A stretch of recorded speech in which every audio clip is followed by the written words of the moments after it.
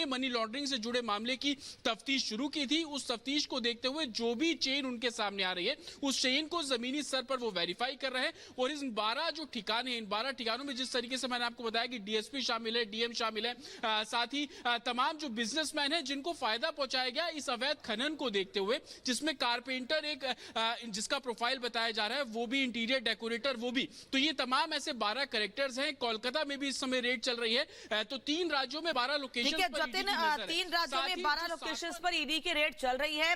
वहीं दूसरी ओर झारखंड के मुख्यमंत्री अब तक अनूप किसी भी समन का जवाब देने के लिए, सामना करने के लिए सवालों का नहीं पहुंचे। उन्होंने बल्कि समन के बदले सवाल पूछ लिया है कि किस आधार पर आप सवाल जवाब कर रहे हैं, मुझसे करना चाहते हैं, और किस आधार पर मुझे बुला रहे हैं आप।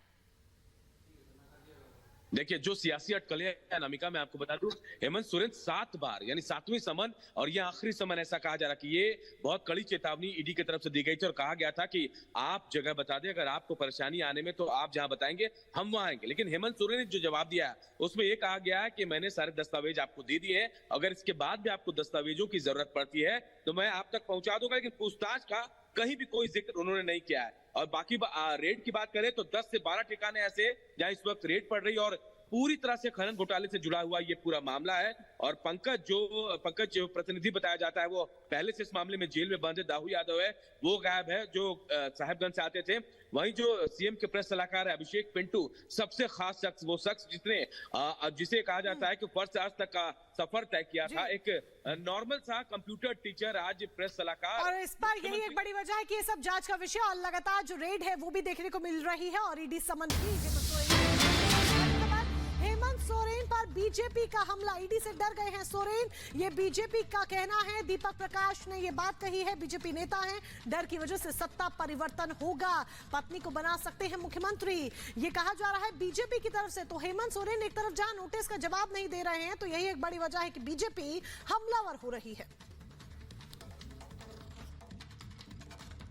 अरे विधायक दल की बैठक अपनी सत्ता को बचाने के लिए, अपने कुर्सी को बचाने के लिए और साथ साथ अपने परिवारवाद के जो कुर्सी है, मुख्यमंत्री का पद उनके परिवार के किसी आदमी के हिस्से में मिले, इसके लिए ही उनकी बैठक बुलाई गई है।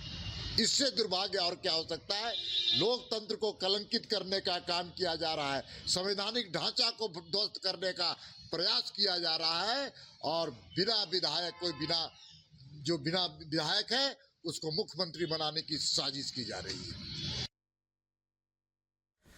तो देखा जाए तो झारखंड में जारी सियासी सरगर्मी पल पल दिलचस्प मोड़ लेती जा रही है। एक तरफ जहां हेमंत सोरेन हैं, राज्य के मुख्यमंत्री हैं, जो प्रवर्तन निदेशालय के समन के बाद से सीएम पद के लिए अटकलबाजियों का दौर उनकी वजह से लगातार देखा जा रहा है, ना ही वो नोटिस का जवाब दे रहे हैं। बीजेपी जहां सोरेन की पत्नी को मुख्यमंत्री पद दिए जाने का दावा कर रही है, यानी कि कल्पना सोरेन को, तो सीएम इससे साफ इनकार कर रहे हैं और इसे बीजेपी की मात्र कल्पना करार दे रहे हैं। रिपोर्ट देखिए।